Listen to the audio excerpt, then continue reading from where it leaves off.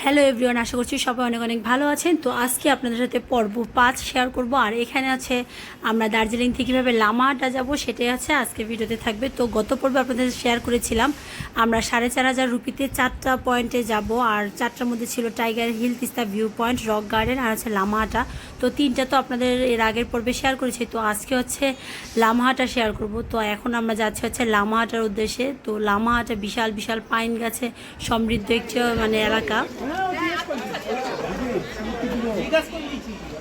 और 10 बछर नीचे टिकट लगेंगे लेकिन तो पूरा डबल बोला नहीं चाहिए इसका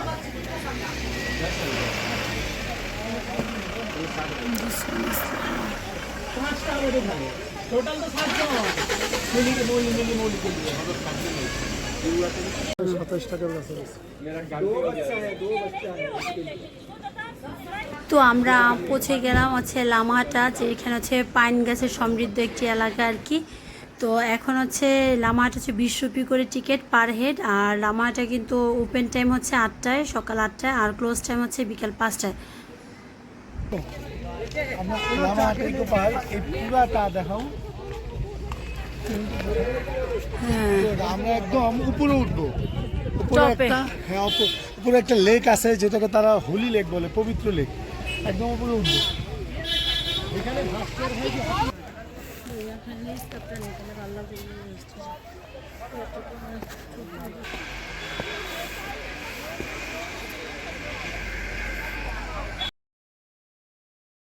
আর লামাহাটা হচ্ছে দার্জিলিং থেকে 21 কিলোমিটার দূরে প্রাকৃতিক সৌন্দর্যে ঘেরা একটি ছোট্ট গ্রাম হচ্ছে লামাহাটা। আর উচ্চতা প্রায় 5,700 ফিট।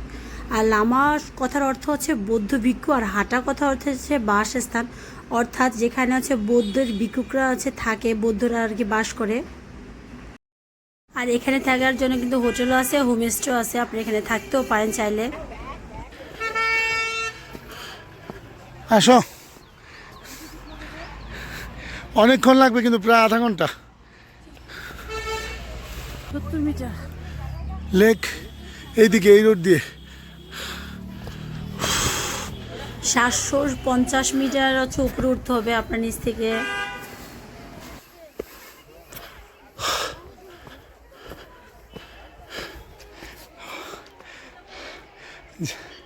তমু মাত্র তো স্টার্ট হয়েছে। ওয়াও, ভিউ দেখো।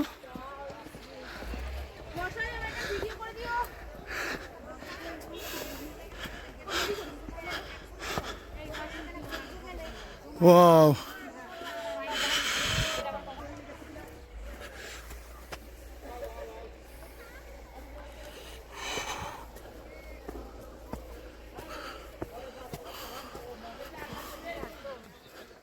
মনে হচ্ছে তামা একদম স্বর্গে চলে যাচ্ছি। মানে এরকম যে উপরেই যাচ্ছি শুধু। আর যতটা উপরে উঠতে কষ্ট, তো মানে প্রচণ্ড মানে শরীর টায়ার্ড লাগছিল আর পা হচ্ছে ব্যথা করতেছিল। তারপরেও হচ্ছিল যে উপরে না গেলে আসলে মিস করবো। এখানে একটা লেকও আছে।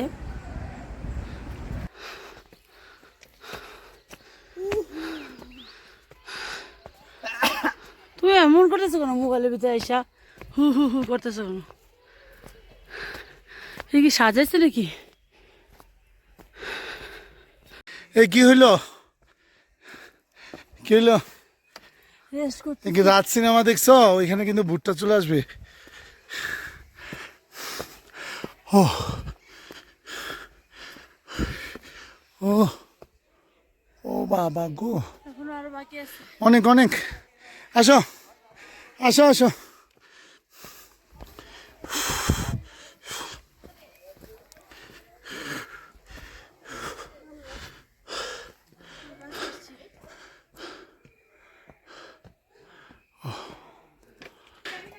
আসো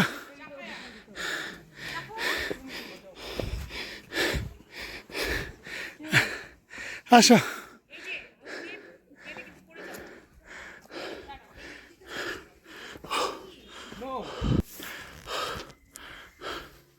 ও বাবা,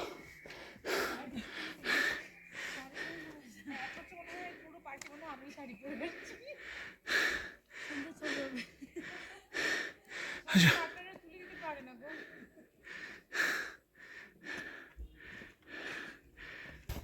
যাও যাও। আর এত উপরে ওঠার জন্য আপনার প্রচণ্ড পরিমাণ মনোবল থাকতে হবে আর কি, মানে উঠতে হবে এরকম একটা মানে ইচ্ছা শক্তি থাকতে হবে, নাহলে টায়ার্ড লাগবে। আর এতটা উপরে উঠতে উঠতে অবস্থা শেষ। আচ্ছা বুঝলাম না,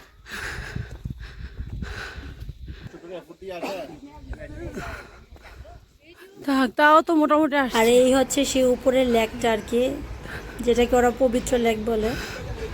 এখন তো পোকা ডাকতেছে। হ্যাঁ হ্যাঁ, এই জন্য চলে এসেছি।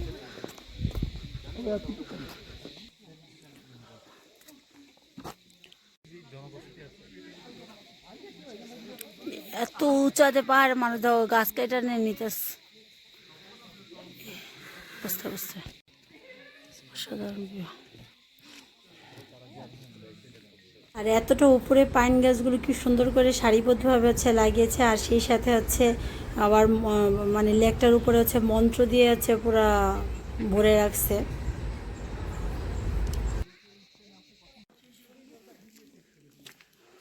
এত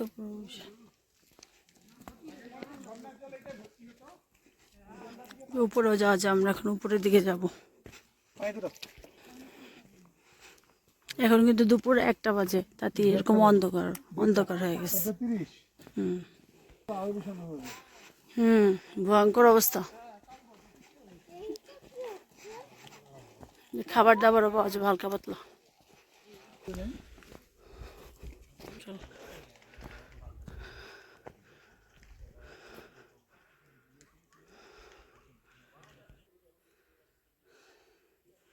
বিশাল বড় বড় গাছ। ভয়ঙ্কর ভূতের ছবিগুলো মুভিগুলো সব এই যে জঙ্গলে এসে এসে করে। দুপুরে 1টা বাজে, তাতে এই অবস্থাটাতে ভয়ঙ্কর একদম।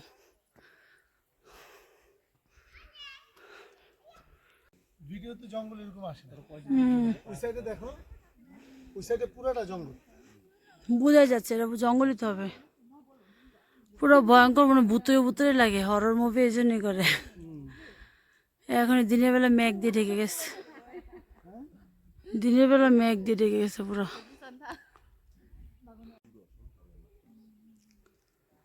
এই যে আমরা এখন নামবো।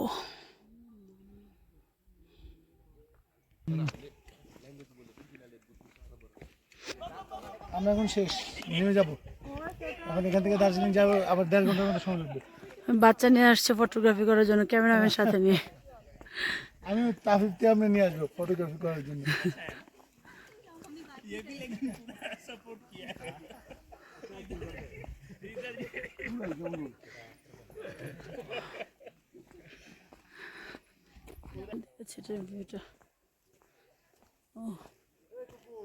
পুরো জঙ্গল, ভয়ঙ্কর জঙ্গল। আর এত উঁচু পাহাড়ের উপরেও কিন্তু আপনারা মানে স্ন্যাক্স আইটেম পেয়ে যাবেন। তারপর হচ্ছে এই যে চিপস, মানে পানি, সবই হচ্ছে টুকটাক চা এখানে পেয়ে যাবেন খাওয়ার জন্য আর কি। আর এখন হচ্ছে আমাদের নামার পালা, তো এখন আমরা নেমে যাব কিছুক্ষণ থাকার পর। খারাপ করে ভিডিও করতেছি, খারাপ করে ভিডিও করতে লাগবে। আসো, যা না তো জাম দাও। এই যে যতটা উপরে উঠেছে, এই যে আবার নামতে হবে ততটা কষ্ট করে।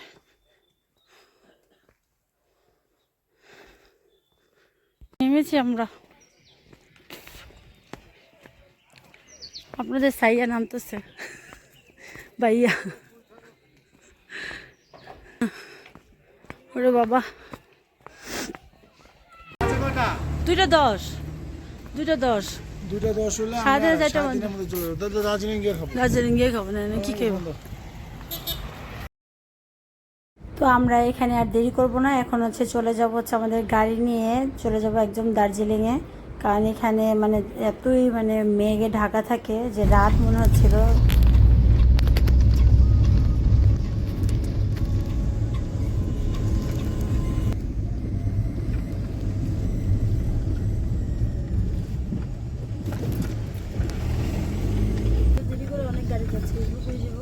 তো বুঝে নাই যে এত দেরি হবে,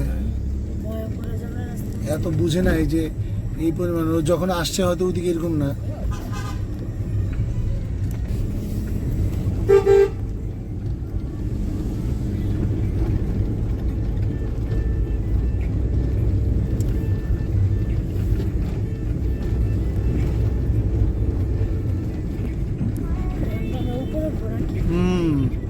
এই কারণে ঠান্ডা বাড়তেছে, যত উপরে উঠতেছি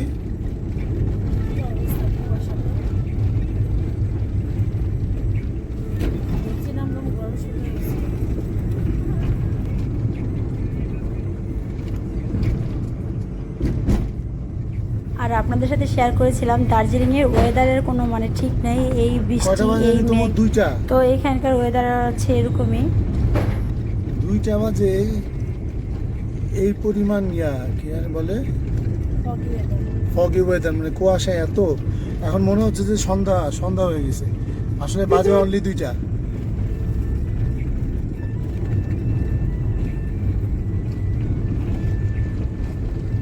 साइड में ऐसा नहीं है, सिर्फ इधर में। মোমো এত পুরো অন্ধকার হয়ে গেছে।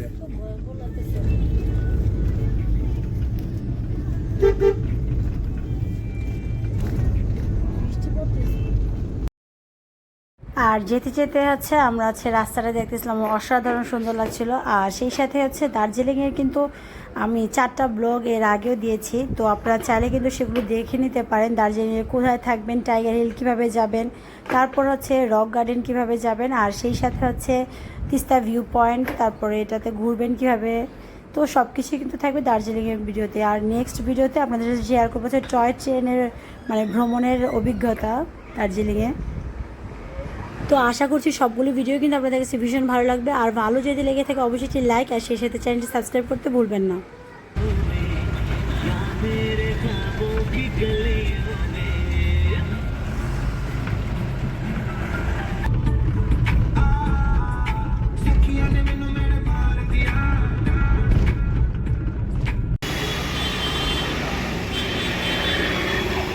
কত ভিডিও সামনে আমাদের ট্যাক্সি ড্রাইভার যে অনিকেত দা, সে বললো যে মহাকাল রেস্টুরেন্ট নাকি ভালো হয়। মহাকাল।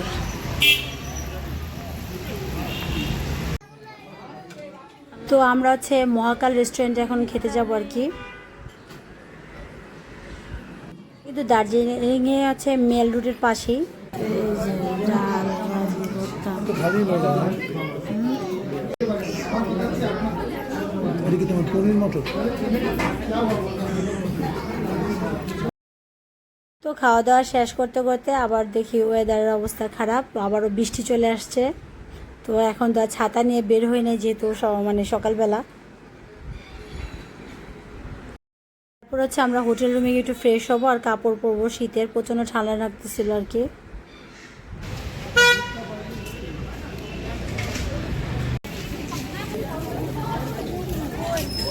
তো বলতেছি দেখ তোমার মোবাইলটা বাইর করুন। মল রোডকে একদম পুলিশ বক্সের সামনে উঠতে একটা রোড।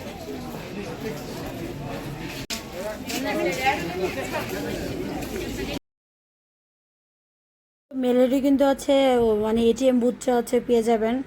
আর যেহেতু আমরা হচ্ছে দার্জিলিংয়ের টাকার হচ্ছে রেট কম দেয় বাংলাদেশি টাকার, তো আমরা হচ্ছে শিলিগুড়ি থেকে কম নিয়ে আসছিলাম, তো শেষ প্রায়, তো এই জন্য হচ্ছে এটিএম বুথের খুঁজে হচ্ছে আমরা ছিলাম। তো এই জন্য হচ্ছে আপনারা চেষ্টা করবেন যে শিলিগুড়ি মানে চ্যাংরাবান্ধা যে বর্ডারটা আছে সেখান থেকে হচ্ছে চেষ্টা করবেন হচ্ছে টাকাটা মানে রুপিতে কনভার্ট করার জন্য। আর সেই সাথে আমরা হচ্ছে মেল রোডের পাশে হচ্ছে মানে যে স্মার্ট বাজার, রিলায়েন্স স্মার্ট বাজার, তো সেখানে একটু যাব আর সেই সাথে একটু ঘোরাঘুরি করবো আর কি। আর এখানে যেহেতু রাত 8টার পর হচ্ছে বন্ধ হয়ে যায়, দেখেন ওয়েদার মানে কি অবস্থা, বৃষ্টির কারণে পুরো রাস্তা হচ্ছে মানে ভিজা একদম।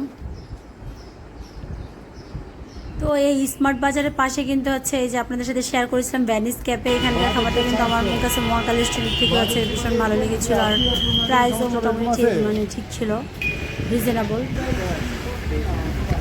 আপনারা যদি 8টার আগে এখানে আসতে পারেন তো খেয়ে নিতে পারবেন, এখানে খাবারটা ভীষণ মজা। তো এই মানে কী বলে স্মার্ট বাজারের উপরে কিন্তু আবার আছে এখানে কিন্তু আবার ডমিনোস পিজাও পাওয়া যাবে। আপনারা চাইলে কিন্তু ডমিনোস পিজাও এখান থেকে খেতে পারেন আর কি। বাচ্চাদের প্লে জোন আছে।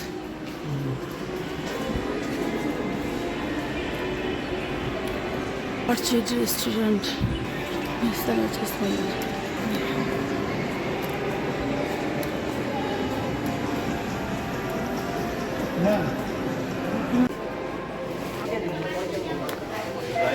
চকলেটে ওনার ডিসকাউন্ট দেয় না।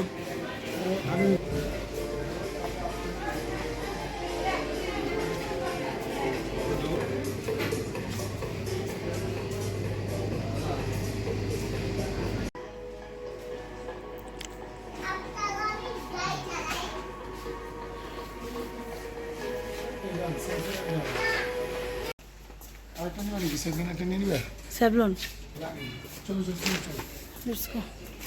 যেগুলো আমরা আজকে খালি বাইরে তারপর হচ্ছে এখান থেকে হচ্ছে টুকটাক কিছু খাবারের জন্য কেনাকাটা করে তারপর হচ্ছে আমরা হচ্ছে চলে যাব হচ্ছে হোটেল রুমে। আর এর পরের দিন আপনাদের সাথে শেয়ার করবো হচ্ছে টয় ট্রেনে ভ্রমণের আমাদের অভিজ্ঞতা আর কিভাবে যাবেন, কখন টিকিট কাটবে, সব কিছুই থাকবে হচ্ছে ওই ব্লগে। আল্লাহ হাফেজ।